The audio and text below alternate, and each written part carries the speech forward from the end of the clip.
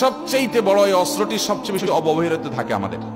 সবচেয়ে বড় দুর্ভাগ্য আমার দেশে মুসলমানরা দোয়া করতে জানি না। আমরা দোয়ার দরকার হলে হুজুরের মুখের দিকে চায় থাকে। আরে ভাই, হুজুরদের কাছে দোয়া চান, কিন্তু নিজে দোয়া করতে শিখেন।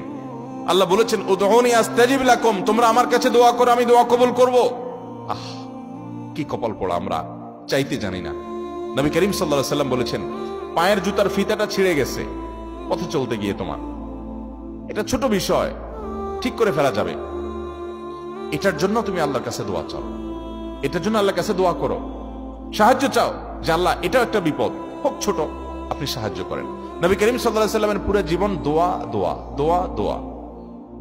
ওলামা একরাম জানেন নবী করিম সাল্লাল্লাহু আলাইহি সাল্লামের জীবনে কি পরিমাণ দোয়া তিনি পড়েছেন। ইমাম নবী রাহমাতুল্লাহ আলাইহি আল আজকার নামে একটা কিতাব লিখেছেন। হিসনুল মুসলিমের রচয়িতা, তার একটা কিতাব আছে, বাংলা হয়ে গেছে বান্দার ডাক আল্লাহ ছাড়া, এই মোটা।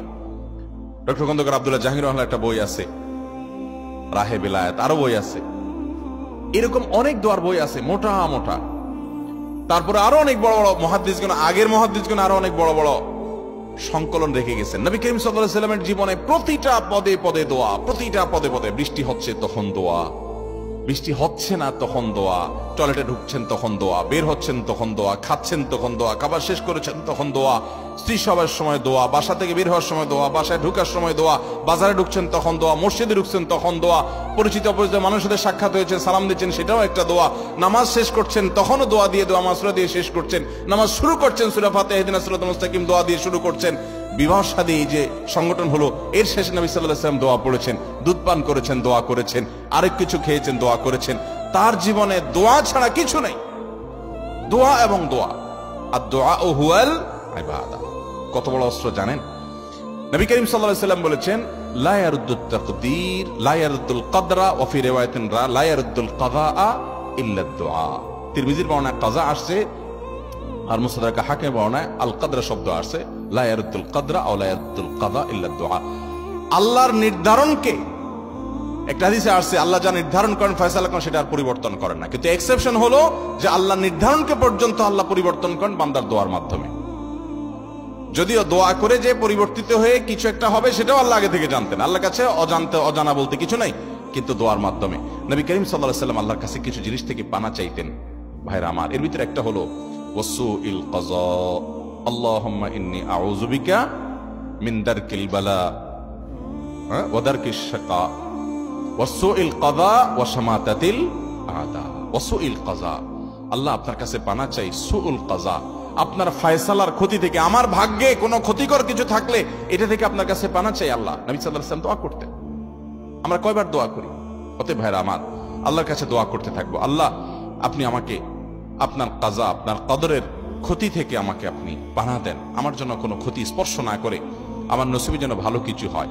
ভাগ্যকে পর্যন্ত আল্লাহ রাব্বুল আলামিন পরিবর্তন করে দেন, যেটা গায়রে মুবরাম তাকদীরে দুইটা প্রকার আছে, বিস্তারিত আলোচনা আমি যাওয়ার সুযোগ নাই, সেটা আল্লাহ তাআলা দোয়ার মাধ্যমে পরিবর্তন করেন। এই জন্য চোখের পানি ফেলা, দোয়া করতে জানা। ভাইরা, আমরা দোয়া করতে জানি না, বড় বড় কপাল পোড়া। দোয়া করতে, আমরা বলি কি যে আমি দোয়া করতে জানি না। দোয়া করতে জানেন না? দোয়ার মতো সহজ কাজ আরেকটা নাই, সবচেয়ে সহজ কাজ দোয়া করা। এই জন্য দোয়ার জন্য ওযুও লাগে না, বিনা ওযুতে দোয়া করা যায়। এমনকি গোসল ফরজ হয়েছে, আপনি দোয়া চালাতে পারেন, নামাজ পড়তে পারবেন না, কোরআন তেলাওয়াত করতে পারবেন না, কিন্তু দোয়া করতে পারবেন। এরকম সহজ একটা কাজ, কিন্তু আমরা করি না। আপনি একা একা হাঁটছেন, আপনি আল্লাহর সাথে কথা বলেন। দোয়াটা মানে হলো মুনাজাত মা আল্লাহ। মুনাজাত মানে হলো কানাঘুষা, আল্লাহর সাথে কথা বলা, ফিসফিস করে। আপনার মনে অনেক ব্যথা, অনেক ব্যথা, কাউকে বলতে পারছেন না, খুব পেরেশানিতে আছেন। আপনাকে আমি আল্লাহর শপথ করে বলি, আপনি সুন্দর করে ওযু করেন, 2 রাকাত নামাজ পড়েন, ধীরে সুস্থে, লম্বা রুকু, লম্বা সিজদা দিয়ে, কেরাত দিয়ে, আস্তে আস্তে নামাজ শেষ করে একটু হাত তুলে আল্লাহর পাশে, আল্লাহর কাছে একটু আপনি কথা বলেন, চোখের পানি ফেলেন, একটু কথা বলেন, আল্লাহ আমার মনে কষ্ট, আমি শপথ করে বলতে পারি আপনার মন হালকা হবে। আল্লাহর উপরে ভরসা করে বলতে পারি, যদি আপনি শর্তগুলো সঠিকভাবে করতে পারেন, ঠিক রেখে, ইনশাআল্লাহ আপনার মন হালকা হবে। কারণ নবী সাল্লাল্লাহু আলাইহি ওয়াসাল্লাম ইজা ফাজাআহু আমরুন সাল্লা ওয়া ফি রাওয়াতিন ফাজাআ ইলা সালাহ। নবী সাল্লাল্লাহু আলাইহি ওয়াসাল্লামের জীবনে কখনো পেরেশানি আসছে, সোজা নামাজে দাঁড়িয়ে যেতেন। আল্লাহ বলেছেন ওয়াস্তাঈনু বিস সাবরি ওয়াস সালাহ, তোমরা সালাত এবং সবরের মাধ্যমে আল্লাহর সাহায্য চাও, বিশেষ করে তাহাজ্জুদের সময়। এটা তো বিলুপ্ত হয়ে গেছে ভাই, এই আমল তো মুর্দা হয়ে গেছে আমাদের সমাজ থেকে। তাহাজ্জুদ, এটা তো পরের কথা, ফজরই পড়তে পারি না আমরা, রাত 2টা বাজে শুই। নবী করিম সাল্লাল্লাহু আলাইহি সাল্লাম তাহাজ্জুদের সময় আমাদেরকে আল্লাহর কাছে দোয়া করার শিক্ষা দিয়েছেন। আল্লাহ তাআলা দুনিয়া আসমানে এসে বান্দাকে ডেকে ডেকে বান্দাকে ক্ষমা করেন। 5 ওয়াক্ত নামাজের জন্য আজান দেয় মুয়াজ্জিন, 5 ওয়াক্ত নামাজের জন্য ডাকে কে? মুয়াজ্জিন। আর তাহাজ্জুদের জন্য ডাকেন স্বয়ং আল্লাহ তাআলা। তাহাজ্জুদের জন্য কে ডাকে? তাহাজ্জুদের জন্য আল্লাহ সুবহানাহু ওয়া তাআলা। হাদিসে আসছে নবী করিম সাল্লাল্লাহু আলাইহি সাল্লাম বলেছেন যে রাতের শেষ প্রহরে আল্লাহ তাআলা দুনিয়ার আসমানে এসে বান্দাদেরকে ডেকে ডেকে বলেন, আলা মিন মুবতালান ফাউআফিয়ালা, আলা মিন মুস্তাগফিরিন হাল মিন মুস্তাগফিরিন ফাগফিরালা। কেউ কি আছো গুনাহ মাফ চাইবা আমার কাছে, উঠো চাও আমি মাফ করে দিব। আল্লাহ ডেকে ডেকে মাফ করেন। ভাইরা আমার, খুব অসুবিধা, ভোর রাতে উঠে যান, একটু তাহাজ্জুদ পড়েন, 2 রাকাত 4 রাকাত 6 রাকাত 8 রাকাত, লম্বা কেরাতে লম্বা রুকু সিজদা দিয়ে। আমাদের আয়েশা রাদিয়াল্লাহু আনহা বলেছেন নবী করিম সাল্লাল্লাহু আলাইহি ওয়াসাল্লাম তাহাজ্জুদ যে পড়তেন, লা তাসআল আন হুসনিহিন্না ওয়া তুলিহিন্না, আর বলো না, জিজ্ঞাসা করো না সে কি সুন্দর ছিল।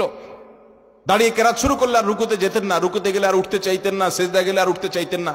ভাইরা আমার, আমি প্রায় সময় বলি কয়েকটা ইবাদতের নগদ স্বাদ পাওয়া যায়, একটু চেষ্টা করলে আপনিও পাবেন। এটার জন্য কোনো বিশেষ বুজুর্গের দরকার নাই, আপনিও পাবেন। অবশ্য হারাম উপার্জন ছাড়তে হবে, চোখের জেনা ছাড়তে হবে, কিছু গুনাহ থেকে ছাড়লে ইবাদতের স্বাদটা বেশি পাওয়া যায়। কিন্তু তারপরও আপনি শুরু করেন ধীরে স্থিরতার সাথে, সুন্দর করে, আস্তে আস্তে, ওয়াকারের সাথে, ইহতিরামের সাথে, আল্লাহ রাব্বুল আলামিনের শান এটা মাথায় রেখে ধীরে ধীরে আপনি সময় নিয়ে একটু রুকু সিজদা করেন, নামাজ পড়েন, সিজদা পড়ে যান, একটু চোখের পানি ফেলে দেন। সালাহাতু সঙ্গে বুদি দিল খারাস, আজ মোদে এক জামানা খাকে বাস, পাথর হয়ে বহুকাল ছিলে ভাই, একটু কিছুকাল মাটি হয়ে দেখো। দোয়া করা, দোয়ার মাধ্যমে আল্লাহ তাআলা তাকদীর পর্যন্ত পরিবর্তন করে দেন। আল্লাহ রাব্বুল আলামিন আমাদেরকে আল্লাহর কাছে দোয়া করার তৌফিক দান করুন। শয়তান আমাদেরকে বুঝায় কি, আরে আমাদের দোয়া কবুল হবে, আমার নামাজের ঠিক নাই, আমার রোজার ঠিক নাই, আমার দাড়িটা মুখে নাই, আমি পর্দা ঠিক মতো করি না, আমি গুনাহের কাজ করি, গোপন গুনাহ করি, এটা করি সেটা করি, আমার দোয়া কি কবুল হবে? আমরা আল্লাহর কাছে চাইতে লজ্জা করি। আরে যে যত বেশি পাপিষ্ঠ সে তো আল্লাহর কাছে তত বেশি চাইবে, আরো তার তো চাওয়া আরো বেশি দরকার। ইবলিস আল্লাহর কাছে দোয়া করছে, আল্লাহ রাব্বুল আলামিন যখন বলছেন সিজদা করো, সিজদা তো করেই নাই। আবা ওয়াস্তাকবারা ওয়া কানা মিনাল কাফিরিন, অস্বীকার করছে, অহংকার করেছে, কাফের হয়ে গেছে। ওই টাইমে শয়তান আল্লাহর কাছে চায় বসছে, কি চাইছে? আনজিরনি ইলা ইয়াউমি ইউবাসুন, আল্লাহ কিয়ামত পর্যন্ত আমাকে হায়াত দেন যেন শয়তানি করতে পারি। শয়তানে আল্লাহর কাছে হায়াত চেয়ে নিছে কি করার জন্য? শয়তানি করার জন্য। দেখেন, করবে শয়তানি, এটার জন্য আবার দোয়া করতেছে কার কাছে? চিন্তা করেন। তাও আবার কখন? যখন আল্লাহ আদমকে সিজদা করতে বলছেন, সিজদা করে নাই, আল্লাহর সামনে সরাসরি বিদ্রোহ, এত বড় বেয়াদবির পর আল্লাহ রাগান্বিত হওয়ার সময়, ওই টাইমে আল্লাহর কাছে দোয়া করছে। কারণ শয়তান আল্লাহকে চিনে, যে আল্লাহ হাদিসে কুদসিতে বলেছেন সাবাকাত রাহমাতি আলা গাদাবি, আমার রাগের উপরে আমার রহমতটা এটা প্রবল থাকে, এটা শয়তান জানে।